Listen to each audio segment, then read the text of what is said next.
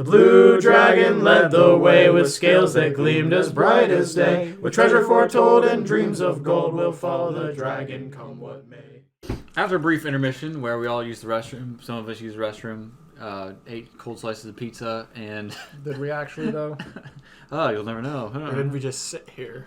Yeah, awkwardly during the cut. Yep. Oh, we put the banner back up. Notice how it's magic card-like. Anyways, yeah, so at this point, we would like to discuss our prep. Yeah, what we did at Drachenfest. Preparations kind of going in, what the day-by-day was, and just our experience. So, week of Drachenfest, we decided to get in a day early. The start of the festival and the normal arrival day is Wednesday, check-in at noon. But you can pay a little extra on top of your ticket to arrive days early. We chose to arrive on Tuesday because we knew we were bringing a lot with our tent and the museum enterprise. So we thought having the extra day on Tuesday would be helpful to set everything up. Especially since we were running the museum. We're running the museum, but also we were new LARPers, and we're like, maybe it would be good to meet a lot of these people and kind of get to know them and maybe get some tips before game on. So we arrive, we packed up our vehicles with all the stuff, took like all day, and then we got there just right at noon. Connor, you were working Tuesday. Yeah, so I came after work. Yeah. But the car was already loaded up, so I just needed to head right out. Yeah. So we got there, we checked in, got our little player cards, signed our names on them, and then we drove down to Blue Camp. And we were nervous. Absolutely. We were just like, this is our first, LARP. This is our first, are we instantly in character? Do we, all we saw was Discord, a few different notices here and there. And we knew shout out to our camp coordinator, who's amazing, Brodo Swaggins. Lord Brodo Swaggins. Yeah. And we were just like, well, let's just look for Brodo when we arrive. And we arrived, and Brodo came right out. He's like, we got a bunch of hands. I think Jack Wagon and Puck came out, and a few other guys. Thank you for all you guys helping. Everybody was very welcoming, and it was like, wow, like. Oh, we had the van unloaded like that. It was yeah. I was surprised when I got out of work and I saw like the texted photos from you guys like already set up. Yeah, we drove a 12-passenger van. We took like all the backs, like most of the back seats. Yeah, it was loaded down. It was. Yeah, each camp has a camp coordinator that's in charge of directing where all the buildings and structures are going to go and where all the player tents are going to be situated. So our coordinator, Brodo, he met us at the gate, and he's like, all right, you guys can set up your tent back there, and the museum we'll put in this area. Good to note that you don't have to have a period tent, like a medieval style or fantasy style tent. We did. Just leave it. Edgar's holding it on his shoulders. Fine. Thanks, okay. Edgar, holding up the group. But we did. We had a pretty massive double bell wedge canvas tent, like 20 by 12 feet or something like that. Yeah, it was massive. It was really cool. Insert photo here. But you don't have to. You don't have to have that. A lot of people had like modern, camping equipment.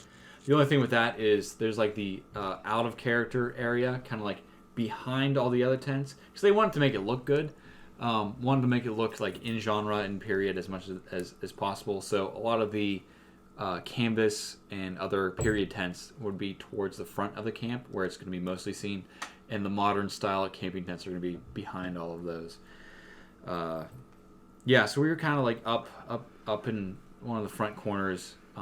Also note, Blue Camp, the game room is situated Blue Camp by a lake, so that was really cool. Yeah. Minus the geese and the geese poop, but honestly, that wasn't bad. But that's just part of the territory. It was really cool. I was super worried about bugs and like mosquitoes. And stuff. Really wasn't a problem. But like that wasn't a problem. like at all. I think at least having for like us. the different tiki torches or whatever around too. Yeah, we had a lot of those Anti-bug. anti-bug. I can't remember the name. Salmonella torches. That was what I was thinking. I knew that was wrong. It's like citronella. Citronella. Yep. Yeah, that's that would salmonella, citronella, potato, avocado. It's all the same thing. Cucumber. Yeah. They're both green, right? Yeah. But we so we set up the tent, set up the museum. This was on Tuesday. It kind of just got it rough set up, and because we got there at noon, and it took a couple hours to get everything settled. Eventually, Connor, you showed up, and at this point, before game on, it's light role play, so you can be in character. You can't like have your accent or whatever your role play elements are. You can't wear your garb, but you don't have to be. And being in and out of character was also pretty fluid, at least in Blue Camp. I don't know how it was like elsewhere. Yeah, because I was so worried about that being a new player. I was like, I'm gonna have to have my accent. That's why I went so overboard with my backstory, because I was like, oh crap, I have to have stuff that I can talk about. But it was actually really chill. There was the sign, which was like cross hands or cross fingers that you would hold up, just to note like, hey, out of character. Are you all right? Can we do this thing? Maybe clear up game mechanics. Yeah, clear up game mechanics out of character, but then back in character, resume your role play. But super fluid. Yeah, I was surprised just how easy that was to hop in and out if as needed. But for the most part, people stayed in pretty much in character, like from game on to the closing ceremony, which was pretty cool. What was I going to say? We hit the Blue Camp, set up the camp. Because the lore behind all that is our characters get pulled in, and we are creating our camp, building our camp, setting up all this stuff in character. And then our characters march together to the opening ceremony, where the avatars of the dragons are summoned.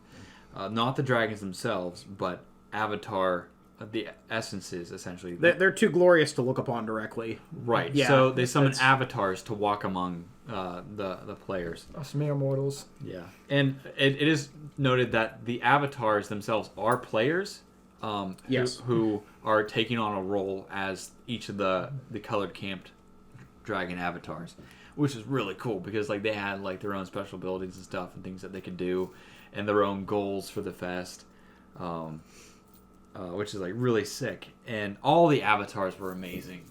Each of their role play was so good. Very good. Yeah. But Blue Camp, especially, all the dragons all the avatars seem really high and mighty, but the blue avatar was the avatar of the people. Yep. He would drink with us, sing with us. And that was the first official thing on the first day of camp, was hitting all the bars around the fest. Yeah. There was a bar crawl. Yeah. It was so much fun. And just interacting with all the avatars was pretty cool. Yeah, Red was pretty intimidating. I think he was the only other one that I really interacted with. Yeah. That was interesting. I was just I remember they were welcome, come into Red Camp.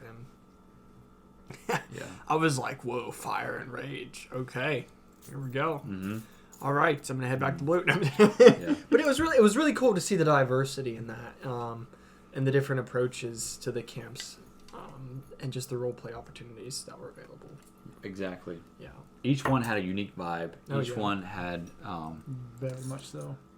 That was a little crab. No, it's not a crab. It's a sun with a cloud on it. I thought that too. Yeah, I was that looks like a crab, but no, it's like a sun with a cloud. We're out of string. All right, we're out of string, so we'll just look at these charms. We knocked him out, though. Yeah, good job, guys. So we arrived, we set up, and... Set up camp, yep, on Tuesday. Yeah. I eventually showed up. Right. I eventually showed up. What did we do we grilled for dinner. That was... yeah, we had this little, I think it was a Roman brazier thing. Yeah, it's a little cast iron brazier, 12 by 12. That we filled up with charcoal. Yeah. We brought, We brought way too much food. So that was the big thing. We didn't know what the food situation was going to be. So we packed enough to essentially be able to feed ourselves for the fest. And we quickly found out, A, you don't have time to cook. unless you really that's what you want to do, like go full in character. Like I'm gonna cook all my own meals, whatever. Yeah. But there's actually a lot of food options. A lot of the camps will have different food available throughout the fest. Like someone would be like, "Oh, I'm grilling burgers today" or whatever. Yeah. And you have tip them, definitely. But also, the campground itself, they had like some pre-made stuff that they were selling up in their shop. Pepperoni rolls. There was a food cart. Food cart had some truck. Good Chinese food. Yep. Out of there. There was the broth halls we talked about earlier, which is probably the best like in-game restaurant. They had like a breakfast. Me and Michael went to like 2 in the morning, so we went down. I think it was like cheap too. It wasn't super expensive. Yeah. Cooper's Lake itself had just like a concession stand essentially. Yeah. They also had like I think they had like refrigerators and stuff where you can buy ice or popsicles or whatever. But they also had like stuff that like, oh, you forgot toilet paper. Like you can get all that stuff. You can buy T-shirts and sweatshirts. It's like gift shop, but also like camping supplies, and like rope and tent pegs and anything you may have forgotten. They had it at the shop, so don't worry. Yeah, and they had a restaurant attached to there as well. I didn't get the chance to eat at it, so I can't speak David to and it. I ate at the. So that was the breakfast. Yeah. It was pretty good. Yeah, it was priced. Yeah, and that's a little ways outside of the bazaar. It's kind of like right at the edge of the bazaar. Yeah, on the edge of the bazaar. Right by where you kind of like drive in and park your cars and everything. Yeah, so like it's out of character enough where it's not like a huge deal. It doesn't really break immersion. It's like I'm just gonna go get a quick bite to eat and I'll be right back. Like easy. So that was nice. But yeah, we brought a Yeti cooler full of like lunch meat and like hamburgers and hot dogs. And charcuterie. There was even a day. There was the day I remember. I'll wait till we get there. But I couldn't find anybody in our camp. I couldn't find Michael. I couldn't find Connor. I couldn't find Joe. And I was like, I'm getting hungry. Like we got all this food in the cooler. Like I guess I want to try and use it up to a point. Mm-hmm. And I was like, well, I'm just going to start cooking. I said, it's just me, but I'm just going to start cooking. Because, like, the cooler's starting to melt. There's burgers and meat in there I want to try and use up. Right. So I'm just loading up burgers. We had people sitting by us. I'm like, hey, you want some food? I was just handing out burgers to people. Yeah. And they ended up showing up, and I was like, okay, good, here we go. And so, like, I was just trying to... So we were able to use some of it up, which was nice. Yeah. Do note that Cooper's Lake itself has a lot of, like, fire stipulations and policies surrounding, like, open flame and cooking implements. We had to get permission to use our charcoal brazier.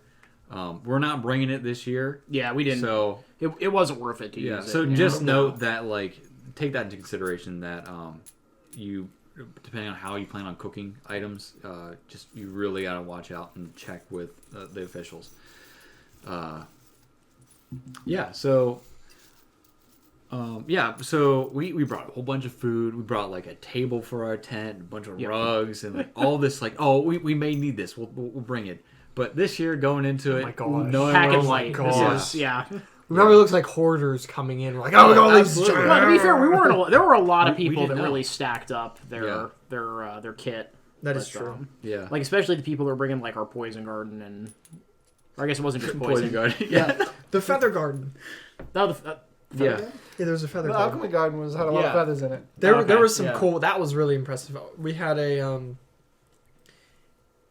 goblin in our camp.